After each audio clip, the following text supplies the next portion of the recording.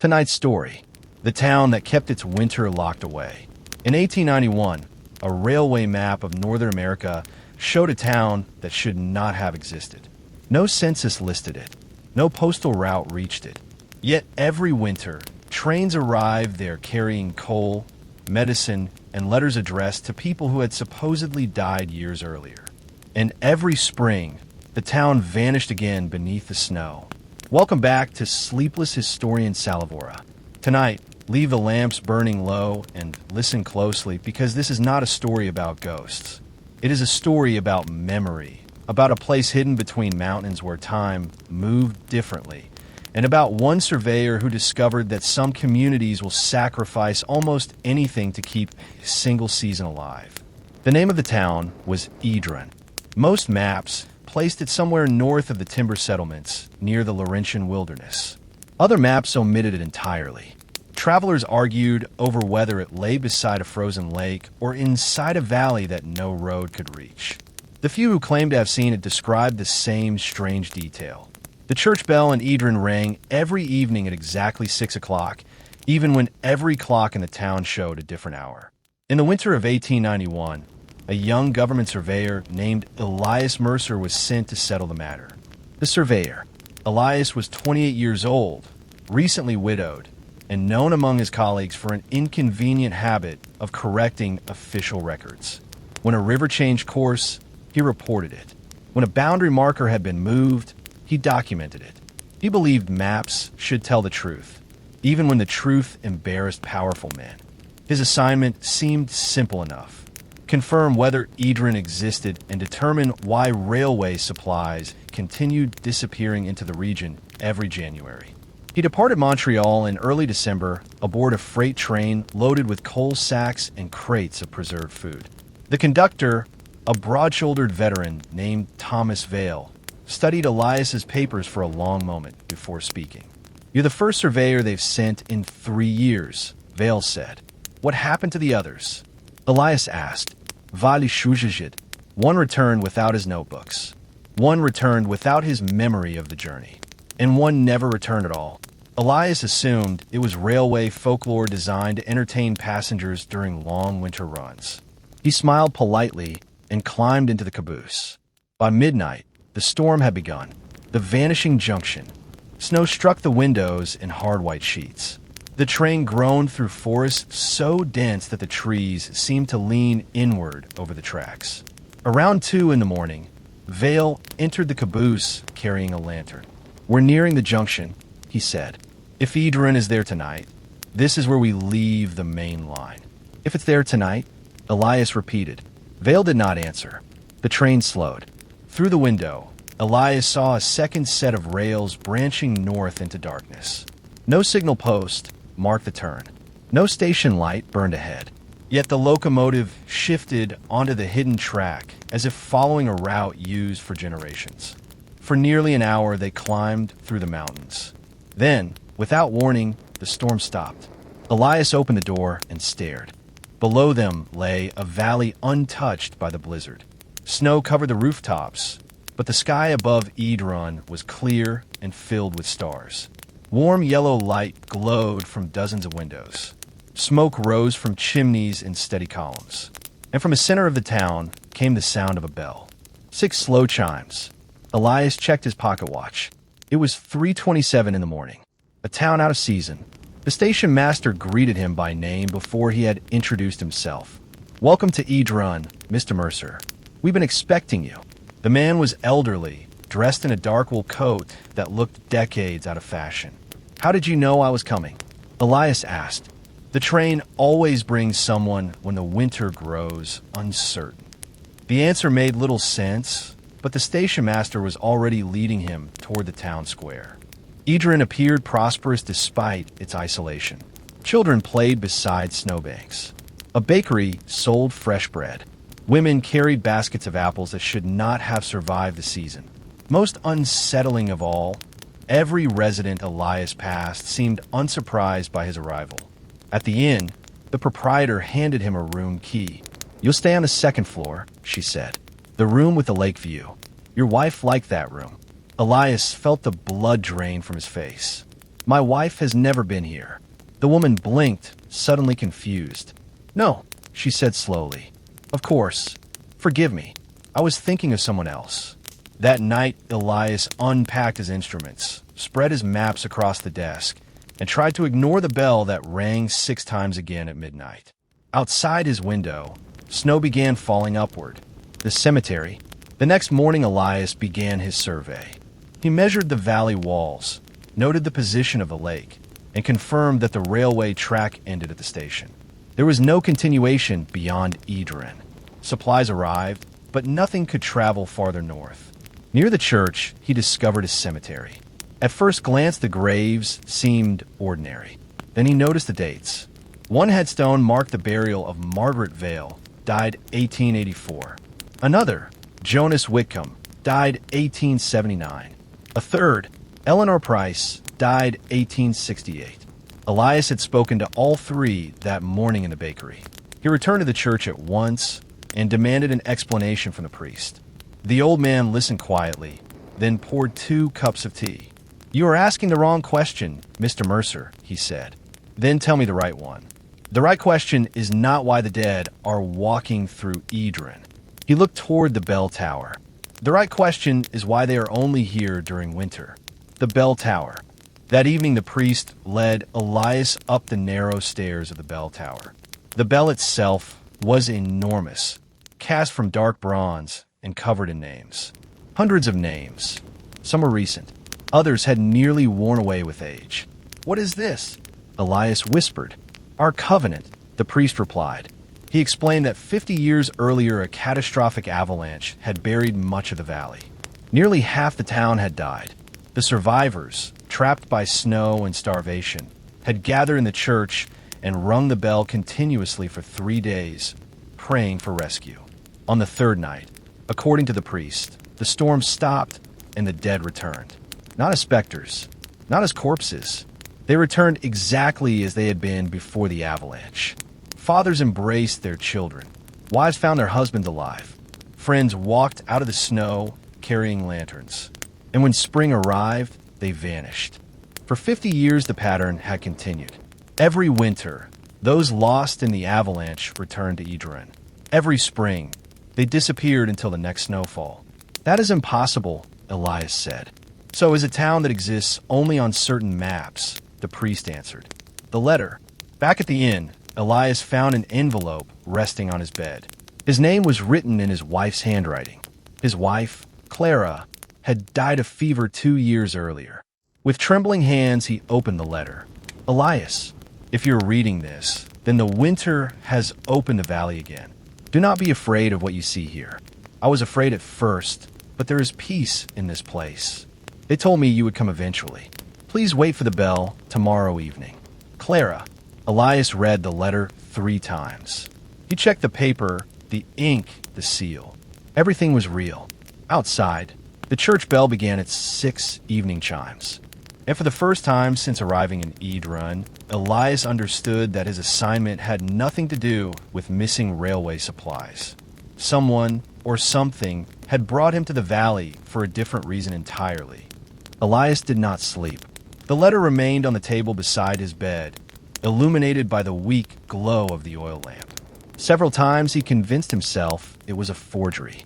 Several times he picked it up and recognized Clara's handwriting so clearly that his chest tightened with grief.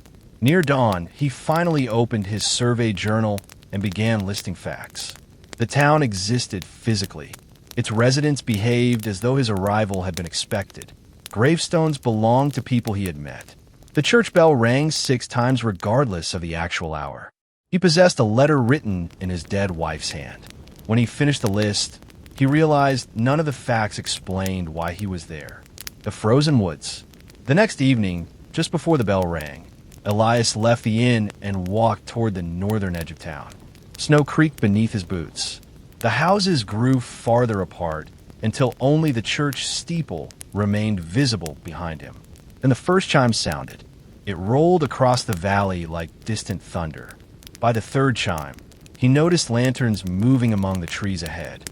Men and women carrying pale yellow lights walked silently into the forest. None spoke. None seemed surprised to see him following. After the sixth chime, they reached a clearing. At its center stood a stone arch half buried in snow. And beneath the arch stood Clara. Clara. She wore the same dark blue coat she had been buried in. For a long moment, Elias could not move. Every instinct told him this was impossible, yet every detail was unmistakably hers. The scar on her left hand from a kitchen knife, the loose strand of hair that always escaped her bonnet, the way she tilted her head when she looked at him. "You took too long," she said softly. Elias dropped the lantern. "Clara, I know. You died." Yes. He wanted to embrace her, to demand answers, to flee. Instead, he stood frozen while the other townspeople quietly formed a circle around the clearing. "Am I dreaming?" he whispered. "No," Clara said, "but you're standing where dreams and memories touch each other." The answer sounded absurd, yet in that clearing beneath the silent pines, absurdity had become the most ordinary thing in the world. The avalanche. Clara led him to the stone arch. Carved into its surface were names. Hundreds of names. Elias recognized many from the cemetery. "The priest told you about the avalanche," she said. "He told me the dead returned." "Not exactly." She placed her hand against the stone. When a mountain buried Idron, the storm trapped more than bodies. It trapped the final moments of everyone who died that winter. Their memories, their voices, their unfinished lives. Elias stared at her. "That makes no sense." "I know, but the bell found a way to hold those moments together." She explained that the original bell had cracked during the avalanche. Desperate survivors melted household silver, tools, and even wedding rings to recast it. The new bell carried something of every family in the valley. Each winter, when the first deep snow sealed the mountain passes, the bell awakened the memories preserved in the storm. The dead did not return as ghosts. They returned as remembered people, complete and living for as long as winter lasted. A dangerous truth. Elias struggled to understand. If this is true, why keep it secret? "Because outsiders would try to own it," Clara replied. "Scientists would cut the bell apart. Governments would seize the valley. People would come from every country hoping to see their dead again." She looked toward the town lights. Idrin survives because the world believes it is a mistake on a map. The thought chilled him more than the winter air. If word spread, thousands would descend upon the valley. The miracle would become an industry. The price of spring. A child approached Clara and handed her a small wooden box. Inside lay dozens of folded papers. "What are these?" Elias asked. "Letters," she said. "For spring." One by one, the townspeople placed their own letters into the box. "Every year we write to the ones who will vanish," Clara explained. "And they write back. The letters remain after the snow melts." Elias opened one at random. "Dear Father, I know you will be gone by April. Thank you for teaching Daniel to carve wood this winter. He still keeps the whistle you made him." His throat tightened. "You've lived like this for 50 years. The living and the remembered," Clara said.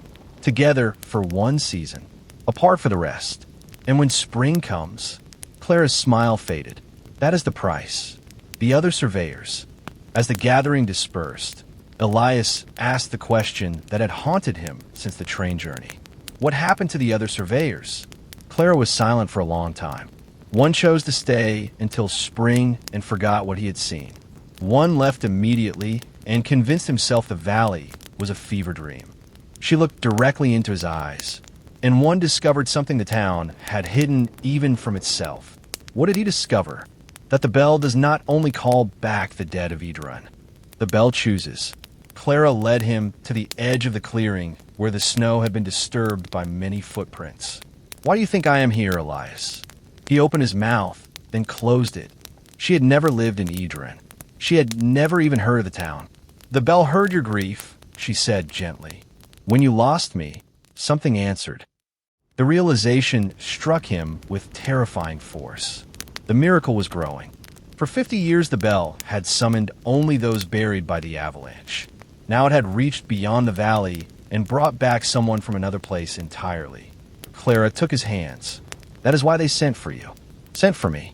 The bell is changing, Elias. And if it keeps changing, next winter it may call back more than this town can bear. The missing name. Before he could ask another question, the church bell rang again. Not 6 times. 7. Every lantern in the clearing flickered. The townspeople stopped walking. Faces turned toward the church in sudden alarm. Clara's grip tightened. "It has never done that before," she whispered. Then Elias noticed something carved into the stone arch. A fresh name had appeared among the weathered inscriptions. Elias Mercer, and beneath it a date.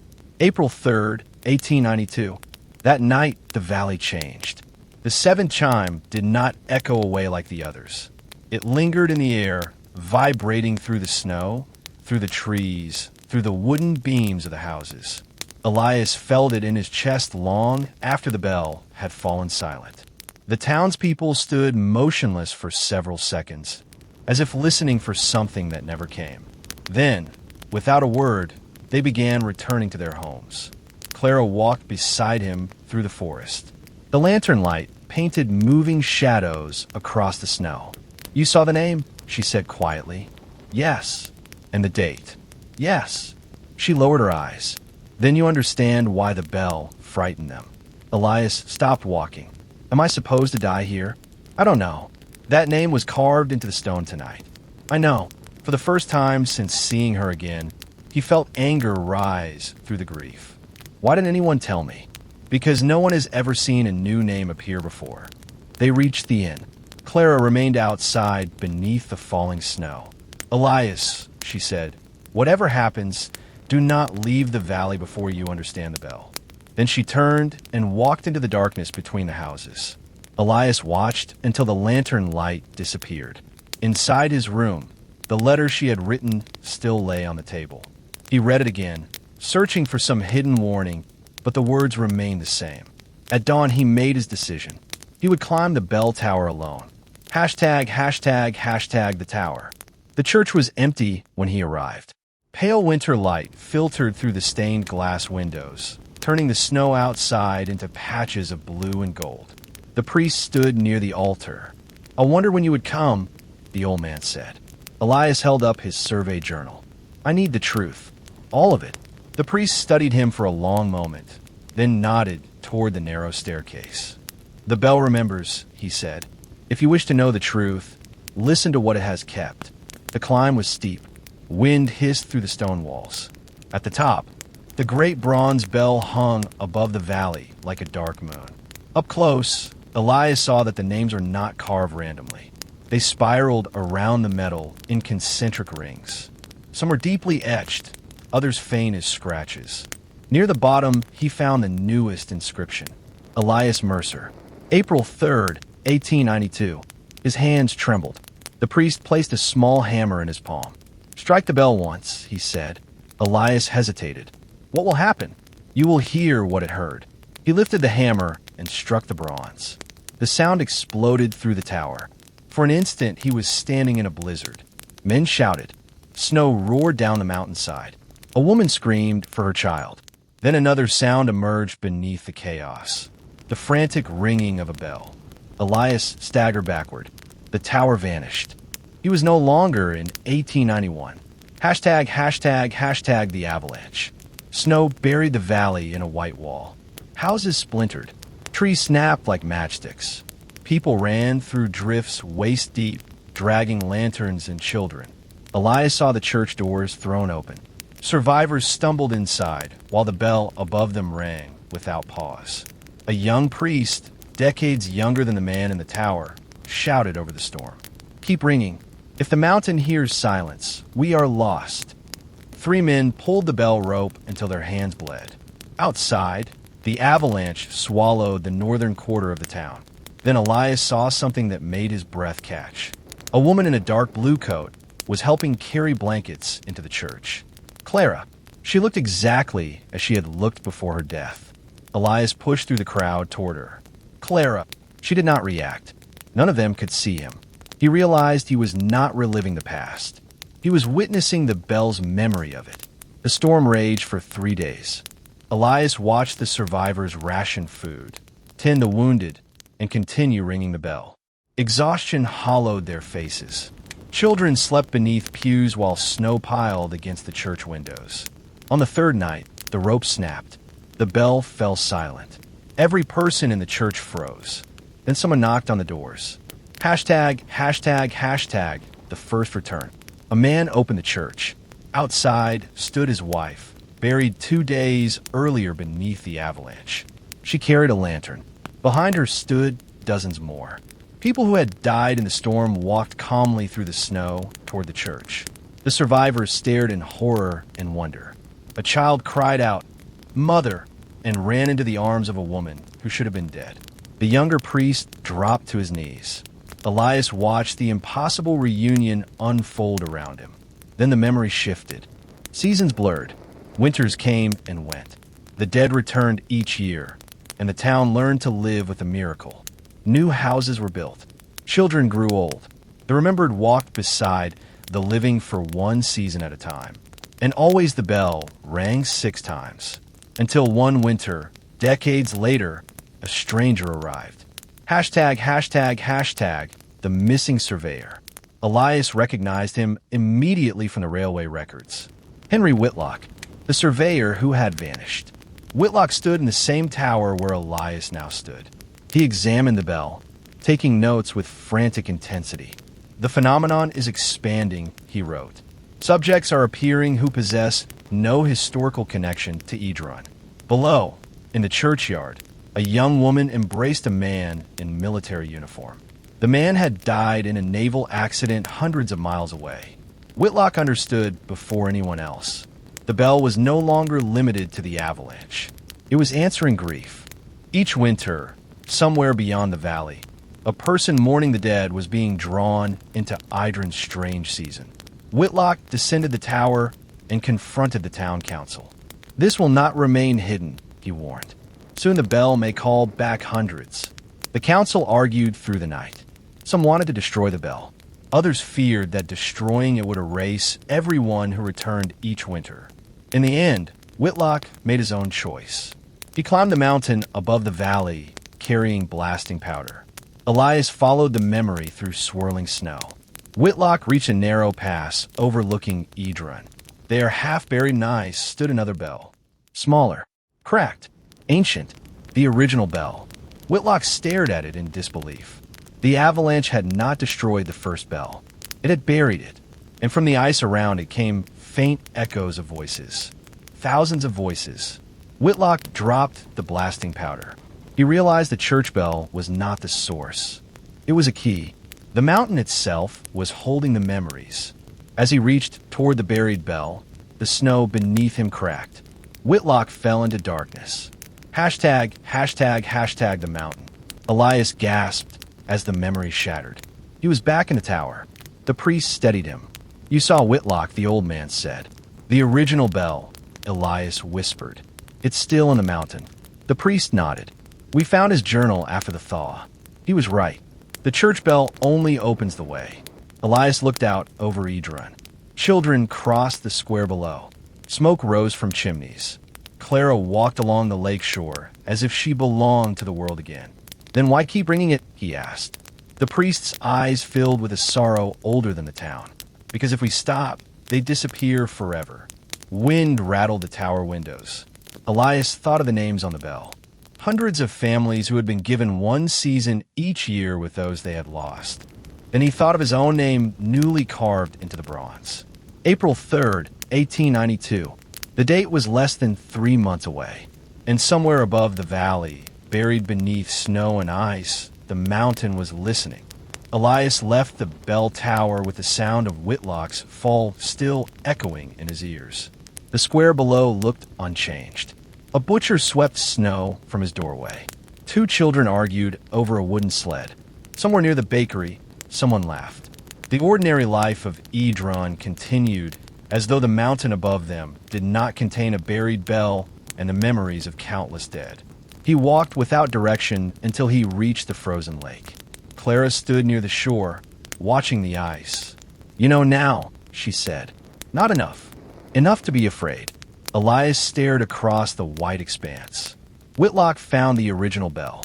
The mountain is holding the memories. Why didn't he tell anyone? He tried, Clara answered. By then the town had already decided it could not live without winter. She bent and brushed snow from a flat stone near the shore. Carved into it was a single sentence. We keep what the mountain returns. That became Idrin's law after the avalanche, she said. No one who returns in winter is questioned. No one who returns is turned away. Elias touched the cold stone. And if the mountain returns someone dangerous? Clara did not answer immediately. Then we pray it never learns how. #, the journal. That evening the priest brought a wrapped bundle to the inn. Whitlock's journal, he said. You should read it. The pages were stained with water and age. Much of the writing had faded, but several entries remained clear. January 11th, 1888. The returned behave exactly as living persons. They eat, sleep, dream, and remember events up to the moment of death. January 18th, 1888. A fisherman recognized his brother, who drowned on the coast 20 years ago and had never seen Idrin in life. January 26th, 1888. The bell responds to grief. I suspect the valley is becoming a beacon. February 2nd, 1888.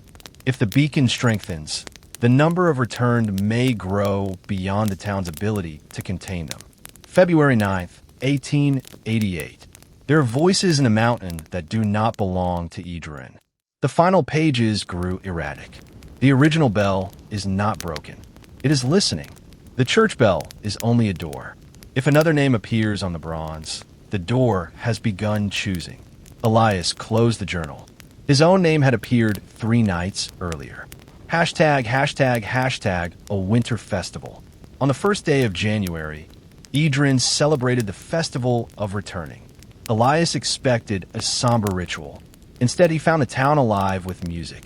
Lanterns hung from every roof. Tables filled the square with bread, smoked fish, apples preserved in syrup, and steaming cups of spice cider. The living and the returned mingled without distinction. Margaret Vale, whose gravestone marked her death in 1884, taught children to dance beside the church steps. Jonas Whitcomb carved whistles for a line of eager boys. Eleanor Price argued cheerfully with the baker over the amount of cinnamon in his pastries. For a few hours, Elias forgot the bell entirely. Then he noticed something unsettling. New faces. People he had not seen before. A young woman in a nurse's uniform from a city hospital. An elderly man wearing a railroad engineer's cap from another province. A child speaking with an accent no one in Idrin possessed. Clara saw his expression. They arrived last night, she said quietly. How many? 7. 7. The same number as the chimes. Elias felt the festival music recede into the distance. #, the nurse. Later that evening, he found a young nurse sitting alone near the lake. I'm Elias Mercer, he said. Anna Keller, she replied. Her hands were folded tightly in her lap. Do you know where you are? He asked. A town called Idrin. Have you ever been here before? No. She looked at him with frightened eyes. I was working in Toronto, she said. There was an influenza ward. I fell asleep during a night shift. Elias waited. When I woke up, I was here. His pulse quickened. What year is it? 1901. Elias stared at her. She was speaking from 10 years in the future. That's impossible, he whispered. I've been told that a great many times since arriving. Snow drifted across the ice between them. If Anna Keller truly came from 1901, then the mountain was no longer reaching only across distance or death. It was reaching across time. #, the council. That night, the town council gathered in the church. Elias attended with the priest and Clara. The atmosphere was tense. 7 new arrivals, said the station master. None connected to the avalanche. One from another decade, added the baker. Murmurs filled the room. The beacon is widening, said a councilwoman. Then we destroy the church bell, another replied. Several people objected at once. Destroy it, and our families vanish forever. What if the original bell awakens completely? What if it has already awakened? The argument grew louder until the priest raised his hand. Enough. Silence fell. For 50 years, the bell has given us back those we lost, he said. But Whitlock warned that the mountain would eventually choose its own names. He looked at Elias, and now it has.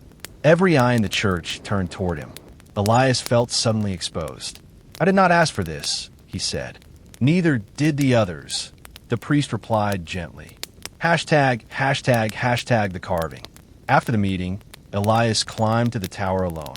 The bell hung motionless in the moonlight. He ran his fingers over his name. The bronze felt warmer than the surrounding metal. Then he noticed something new. Below his date, faint lines were appearing as if an invisible tool were scratching the surface. He watched, unable to breathe. Slowly, letter by letter, another name emerged. Anna Keller. October 14th, 1901. The future date matched the year she had spoken. Elias stumbled backward. The bell was not recording deaths after they happened. It was writing them beforehand. Hashtag the climb. Before dawn, he made another decision. He would go to the mountain pass where Whitlock had found the original bell. Clara insisted on coming. "If the mountain is choosing names," she said, "we need to know why." They left Edron while the town still slept.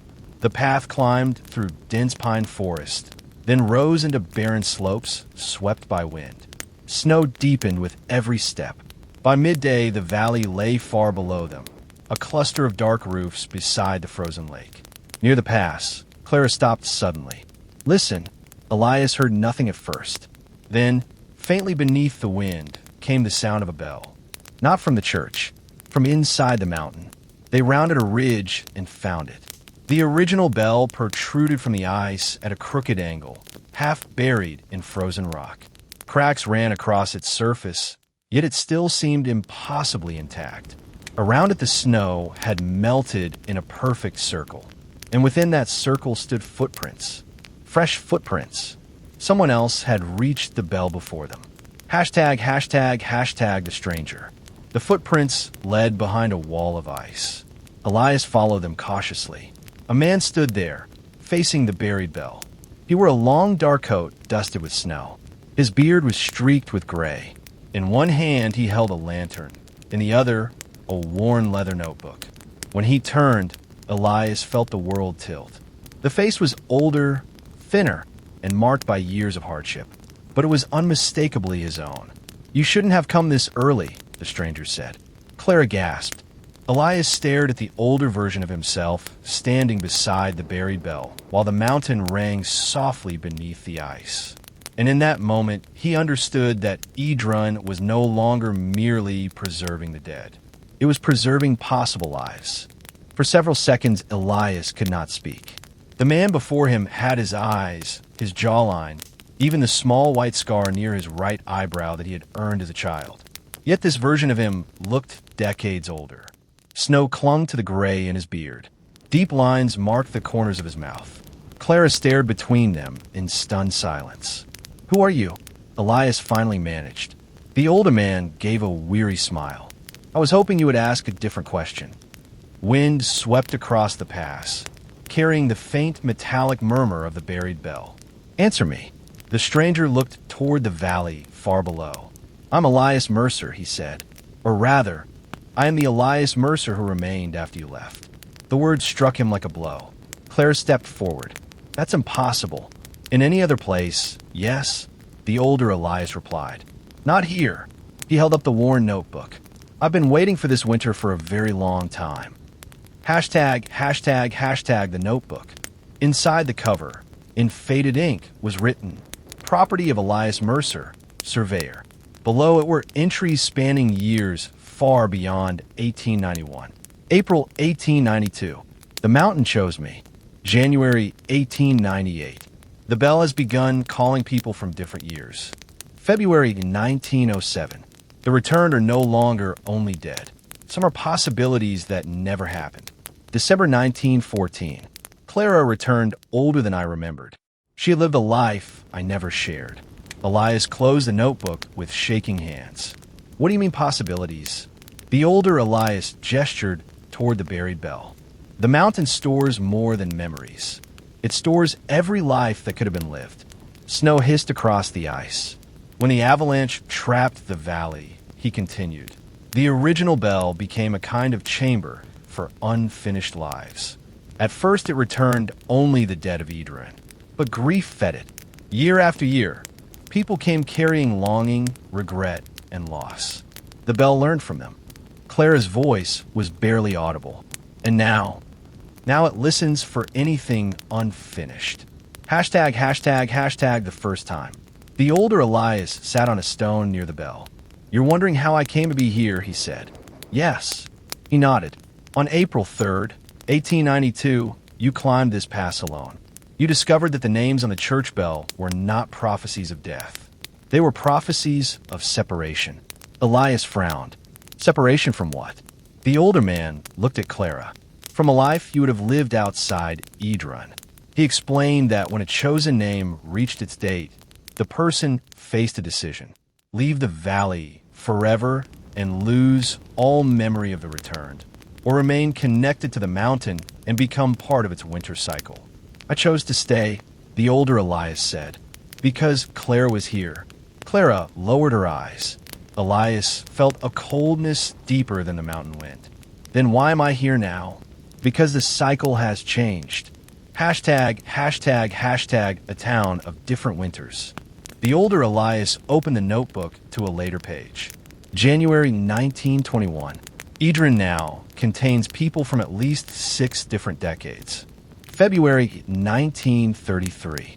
A woman arrived claiming she had come from a future war. December 1948.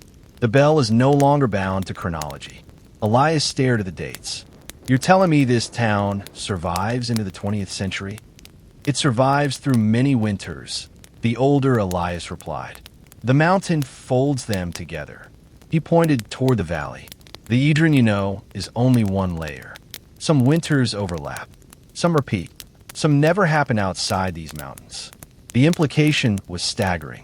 Anna Keller had not traveled backward from 1901. The mountain had drawn her from a future winter and placed her beside theirs. And if that was true, then the older Elias was not a ghost, nor a dream. He was a future version of himself, standing in the same winter. ####, Clara's secret. Clara stepped away from the bell. "You told him," she said quietly. The older Elias looked at her with a sadness that felt intimate and ancient. He deserved to know. Elias looked between them. "What haven't you told me?" Clara took a long breath. "I've been here before." The world seemed to tilt again. "Before this winter?" She nodded. "Many times." She explained that each winter she returned, she remembered all the previous ones. To the town, she had become one of the oldest returned, though only 2 years had passed since her death in the outside world. "I watched generations of children grow old," she said. "I watched the church roof rebuild twice. I watched Whitlock fall into the mountain." Elias could barely comprehend it. "Why didn't you tell me?" "Because if you knew too soon, you would choose out of fear instead of love." ####, the crack. A deep sound rolled through the pass. Not a bell. A crack. The ice around the original bell split with a sharp report. All 3 turned. A jagged fracture ran from the bell into the surrounding glacier. Then another. The mountain was breaking open. "It's happening earlier than before," the older Elias said. He moved quickly to the bell and placed both hands on the frozen bronze. Voices rose from within the ice. Hundreds of them. Children laughing. Men shouting. Women singing. Strangers speaking languages Elias did not recognize. And beneath them all, a single repeated phrase. "Let us be remembered." The fracture widened. A burst of warm air escaped from the glacier, carrying the scent of rain, smoke, and distant oceans. Elias staggered backward. Inside the crack, he glimpsed movement. Not reflections. People. Thousands of figures standing in a vast cavern of ice. ####, the chamber. The older Elias spoke without turning around. "This is what Whitlock saw before he fell." More ice broke away, revealing a descending tunnel lit by an impossible blue glow. At the bottom stood rows upon rows of people. Some wore 19th century clothing. Others wore uniforms, dresses, and coats from eras Elias had never seen. A few looked almost modern. Every face was turned upward, watching them. "Are they dead?" Elias whispered. The older Elias closed his eyes. Some never existed. Some are waiting for lives that were never allowed to happen. A woman stepped forward from the crowd below. Elias recognized her instantly. His mother. She had died when he was 17. Tears sprang to his eyes. "Mother!" She smiled up at him, but no sound reached the pass. Then another figure appeared beside her. A child of about 8 years old. The boy had Elias's eyes. And Clara's smile. Hashtag the life that never was. Clara covered her mouth. The older Elias looked away. "That," he said softly, "is the son we would have had if she had lived." Elias felt the ground disappear beneath him. The child waved. For one terrible moment, Elias wanted to jump into the tunnel and run to him. The older Elias seized his arm. "Don't. He's there. He is a possibility, not a memory." The child's face remained turned upward, hopeful and patient. Elias's vision blurred. "You've seen it before?" The older Elias nodded. "Every winter for 20 years. Clara began to cry silently. Hashtag, the choice revealed. The older Elias released his arm. "Now you understand the true purpose of the bell," he said. Elias could not take his eyes from the child below.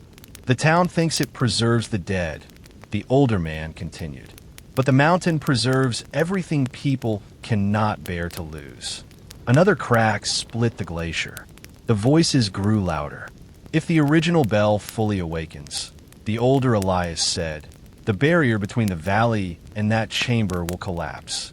Idrin will no longer receive a few returned each winter. It will receive them all." He looked directly at his younger self.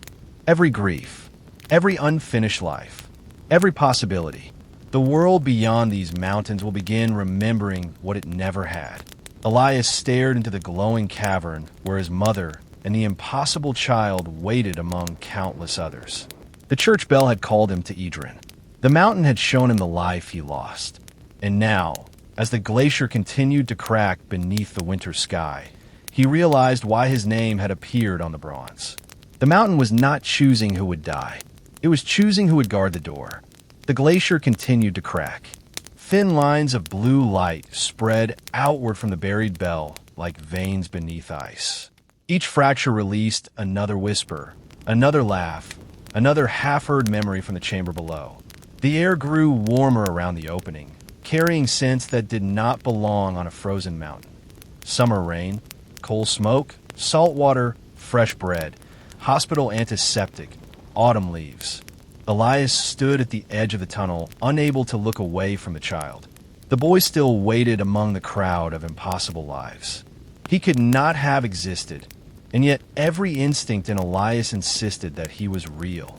"What's his name?" Elias asked. The older Elias closed the notebook. "Daniel." Clara made a small sound of recognition. "We chose that name once," she whispered. Elias turned toward her. "When?" She looked at him with tear-filled eyes. "Before the fever. Before I died. We talked about it for exactly one evening." The memory returned with painful clarity. A summer storm. A half-finished nursery.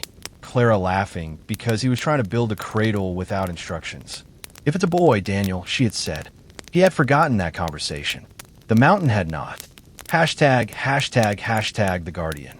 Another section of ice broke away, exposing more of the tunnel. The older Elias stepped between him and the opening. "You cannot go down there." "Why?" "Because the chamber does not only show what you lost. It shows what you still long for." He pointed to the crowd below. Every person there is tied to someone above. A father who never met his daughter. A wife who died before reconciliation. A soldier who dreamed of returning home. A child who was never born. If you walk into that chamber, the mountain will ask you to choose among them. Elias frowned. "Choose what?" The older Elias's expression hardened. "Which memories remain in the world?" Wind roared across the pass. For the first time, Elias understood why Whitlock had tried to destroy the bell. The danger was not that the dead might return. The danger was that people would refuse to let them go. Hashtag the return to Idrin. They descended from the mountain in silence. By the time the town came into view, evening shadows had filled the valley. Smoke drifted from chimneys. The church bell rang its usual 6 chimes. But now Elias could hear a second tone beneath it, faint and distant, answering from inside the mountain. In the square, the festival had ended. Anna Keller waited beside the church steps. "I need to speak with you," she said. Her face was pale. "What happened?" Elias asked. She held out a folded sheet of paper. "I found this in my coat pocket this morning." It was a death certificate. Anna Keller. Date of death, October 14th, 1901. Causa, influenza. Signed by a physician in Toronto. Anna stared at him. "I was alive when I arrived here," she whispered. "I remember treating patients. I remember drinking coffee to stay awake. But this says I died months later." Elias felt a chill unrelated to the snow. The mountain had not drawn her from the future. It had drawn her from a future that had not happened yet. #, the empty house. That night, the priest led Elias to the northern quarter of town, where the avalanche had struck half a century earlier. Most of the ruined foundations had been cleared long ago. One house remained untouched. Its windows were boarded. Snow lay thick on the roof. "Whitlock's house," the priest said. Inside, dust coated the furniture. Maps hung from the walls. A single room at the back contained shelves filled with journals. Elias opened one at random. March 1890.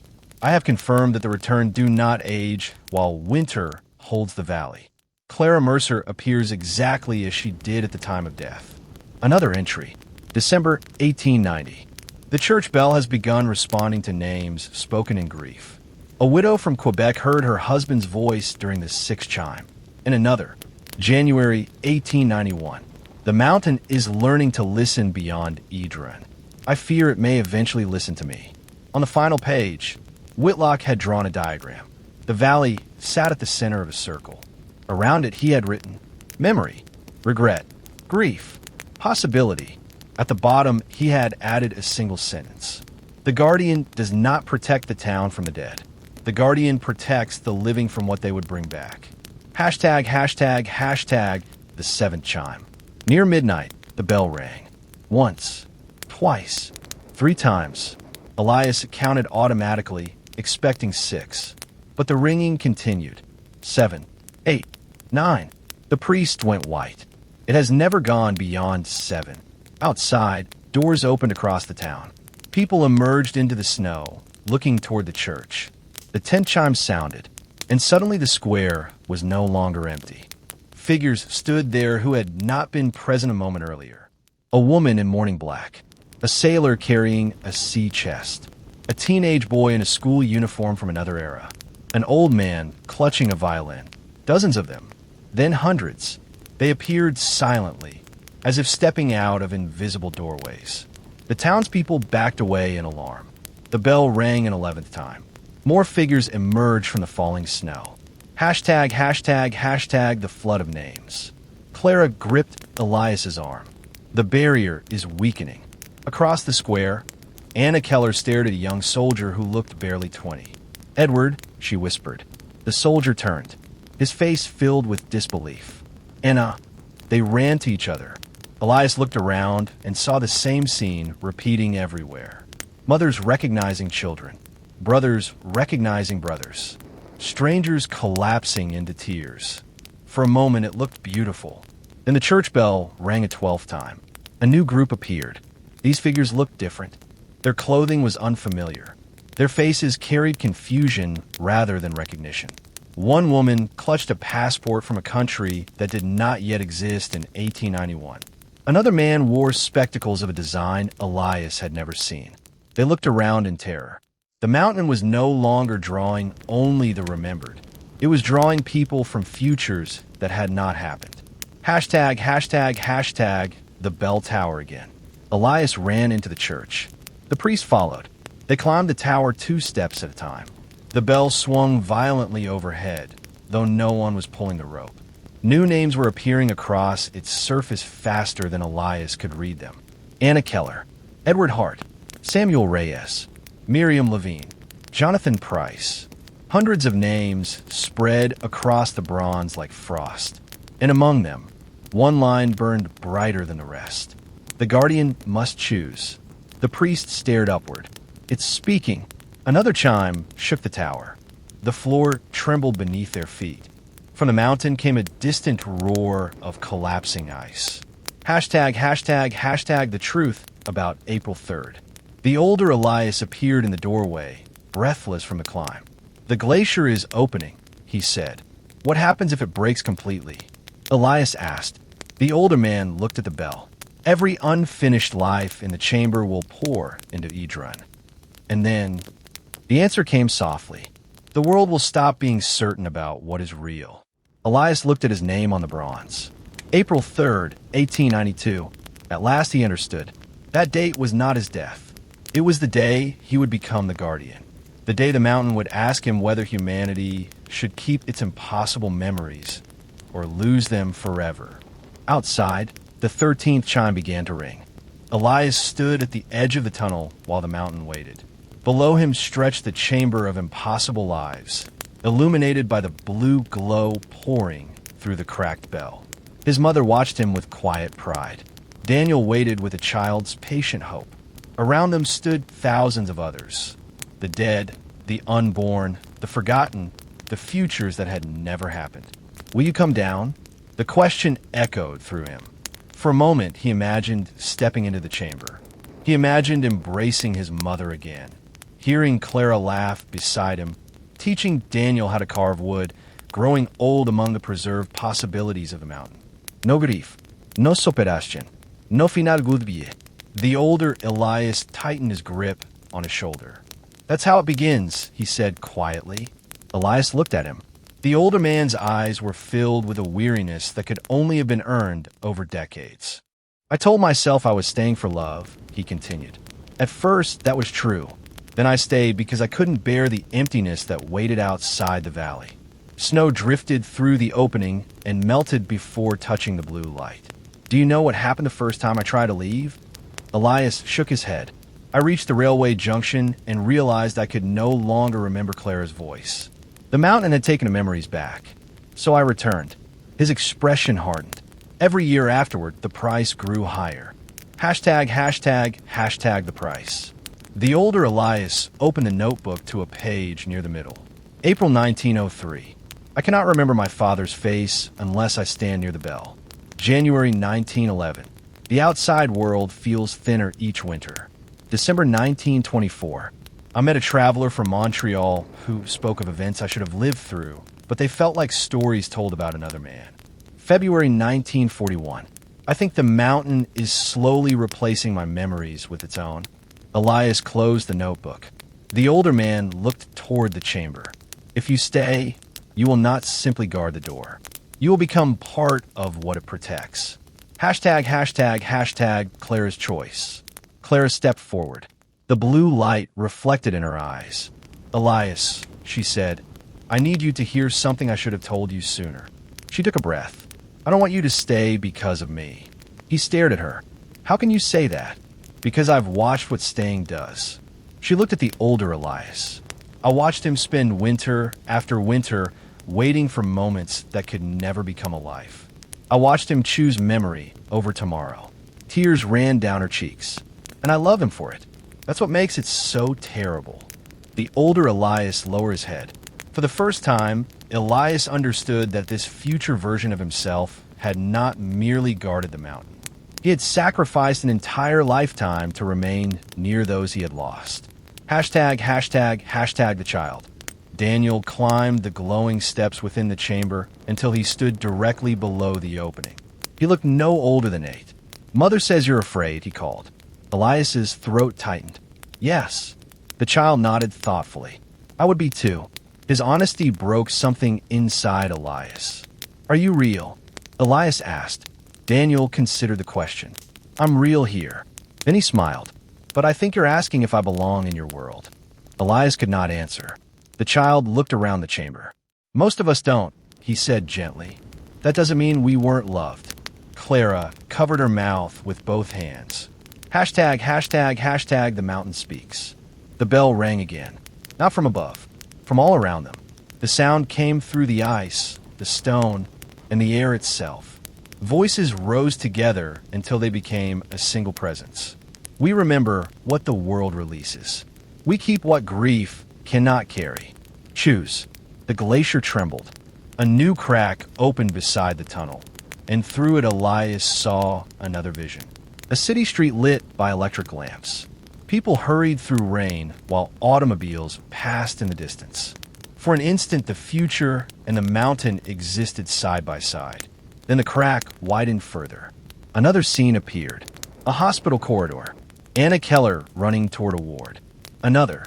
A battlefield under dark clouds. Another. A child blowing out birthday candles in a year far beyond Elias's own. The chamber was no longer containing memories. It was touching the world. Hashtag what Whitlock learned. The older Elias spoke quickly. Whitlock discovered one final thing before he fell. What? The mountain cannot distinguish between what happened and what was deeply wished for. He pointed toward the widening cracks. If the door stays open, humanity will begin living inside its own regrets. People will find lost children who never survived. Lovers will meet futures that were never meant to be. Entire nations may remember histories that never occurred. Elias looked back at Daniel. The child's smile had faded. Is that why you asked me to come down? Daniel nodded. I wanted to meet you, he said, but I don't want everyone else to lose their world for me. The simplicity of the answer hurt more than anything the mountain had shown him. Hashtag the ring. Within the cracked bell, Clara's silver wedding ring glowed brighter. The older Elias stepped aside. Take it, he said. Elias hesitated. If I touch it, the mountain will recognize your choice. He reached into the blue light. The metal was warm. The instant his fingers closed around the ring, memories flooded through him. Clara laughing in summer sunlight, her feverish hand gripping his. The empty house after a funeral. The night he agreed to the survey assignment because he could no longer bear the silence of his own home. Then came other memories. Winters he had never lived. Years beside the mountain. The older Elias standing alone in the bell tower while snow fell outside. Decades of waiting. Decades of refusing to let go. Elias understood everything. The mountain had not trapped the older Elias. His love had. Hashtag the decision. He withdrew the ring from the bell. The blue light dimmed slightly. The chamber grew quiet. His mother smiled at him. Daniel stood very still. Clara's eyes searched his face. Elias looked at the older version of himself. You said the guardian protects the living from what they would bring back. Yes. Elias nodded slowly. Then I think I finally understand. He turned toward the opening and held the ring against his chest. The mountain waited. Below, thousands of impossible lives watched in silence. Above, the winter sky swirled with snow and blue light. Elias Mercer drew a steady breath. And for the first time since entering Idrun, he made a choice not out of grief, not out of longing, but out of love for the world that still existed beyond the mountains. Elias stepped toward the bell. The silver ring in his hand glowed softly, reflecting the blue light that poured through the cracks in the bronze. The mountain had fallen silent. Even the wind seemed to pause. Below him, the chamber waited. His mother stood with calm acceptance. Daniel watched him with wide, unafraid eyes. Thousands of others remained motionless among the glowing ice, suspended between memory and possibility. The older Elias spoke first. If you close the door, they will not suffer, he said quietly. They will simply become what they were always meant to be. Remembered. Elias looked at the child. Daniel. The boy smiled. I know. Clara stepped beside him. Whatever happens, she whispered. Thank you for loving us enough to choose. Hashtag the final chime. Elias raised the ring toward the cracked bell. As the silver touched the bronze, a single note rang out. Not from the church, not from the mountain, from the bell itself. The sound spread through the glacier like light through water. Every fracture glowed brilliantly blue. The chamber below brightened until Elias could see every face clearly. Then the voices returned, but no longer as a desperate chorus. They spoke together, gently. We were loved. Let that be enough. Elias closed his eyes. For years he had carried Clara's death like a wound that could never heal. The mountain had offered him an impossible bargain. One more conversation, one more embrace, one more chance to live the life they had lost. But love, he realized, was not measured by how tightly you held the past. Sometimes it was measured by whether you could let it rest. Hashtag, the door closes. He pressed the ring into the deepest crack of the bell. The bronze shuddered. Blue light burst outward in a silent wave that swept across the pass, down the slopes, and through the valley below. The cracks in the glacier began to seal. One by one, slowly, irreversibly, the chamber dimmed. His mother lifted a hand in farewell. Daniel smiled one last time. "Goodbye, Father." The words were carried upward on the fading light. Then the opening narrowed. Faces dissolved into shadow. The glowing steps disappeared. The chamber receded deeper into the mountain until only darkness remained beneath the bell. With a final, resonant tone, the original bell fell silent. Hashtag, the passing of the guardian. Elias turned. The older version of himself was standing a few feet away, watching the sealed glacier. For the first time, he looked peaceful. "You did what I could not," he said. Snow began to fall again, soft and ordinary. The older Elias opened his hand. A thin stream of blue light escaped between his fingers. His outline flickered. Elias stared. "What's happening?" The older man smiled faintly. "I was part of the door." His coat became translucent around the edges. "When you closed it, the future that kept me here ended." Clara stepped toward him, tears in her eyes. "Will I see you again?" The older Elias looked at her, with decades of love in his expression. "You already did." Then he turned to his younger self. "Go home, Elias." The blue light rose from his body like mist and sunlight. Within moments, he was gone. Only the worn notebook remained in the snow. Hashtag, the last winter. They descended the mountain in silence. As they approached Edron, Elias saw that the strange blue glow had vanished from the valley. The church bell hung motionless in the tower. The square was empty except for the townspeople. The newcomers from other decades were gone. Anna Keller stood near the fountain, looking around in confusion. "Edward," she whispered. There was no answer. She looked at Elias. "I remember him," she said softly, "but it feels like a dream." The priest emerged from the church. His face told Elias everything before he spoke. "The returned are fading," he said. Across the square, Margaret Vale embraced her grandson one final time.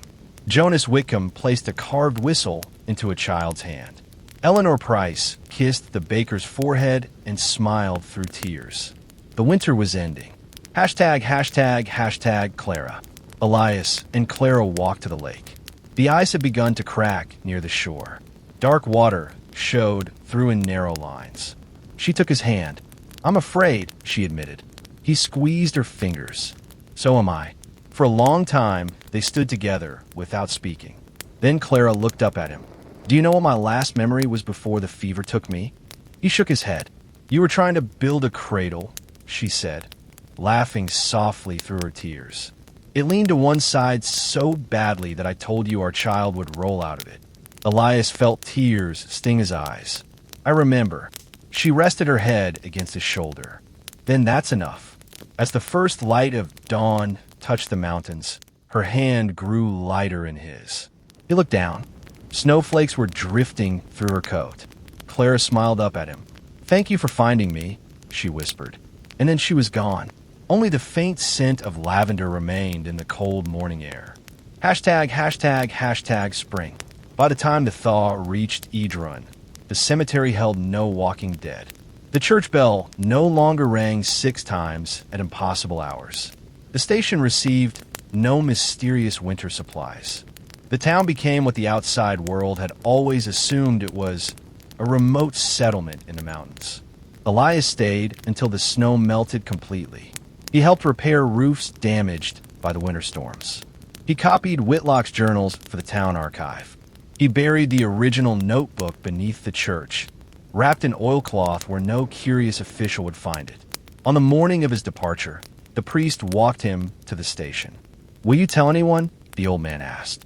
Elias looked back at the valley. Children were chasing each other across the square. Smoke rose from chimneys. Ordinary life had returned. "No," he said. Some stories are safer when they remain stories. The priest nodded. And some are truer because they were loved, not proven. Epilogue. In 1901, a nurse named Anna Keller survived an influenza outbreak in Toronto. She later wrote a medical paper describing a vivid dream about a town called Idren, though she could never explain why the name made her cry. In 1968, Dr. Evelyn Carter published a book on memory and grief. The dedication page contained a single line: "For the people we carry even after they are gone." As for Elias Mercer, he returned to Montreal and lived a quiet life. He never remarried. He became known for producing the most accurate maps in the survey office. But in one remote corner of the northern mountains, he always left a small blank space where no town was marked. Years later, after his death, a clerk sorting through his belongings found a silver ring wrapped in a handkerchief. No one knew where it had come from. And every winter, when the first heavy snow fell over the Laurentian wilderness, some railway workers claimed they could hear a distant bell ringing once across the mountains. Only once, as if a town that no longer existed was remembering that it had once been loved.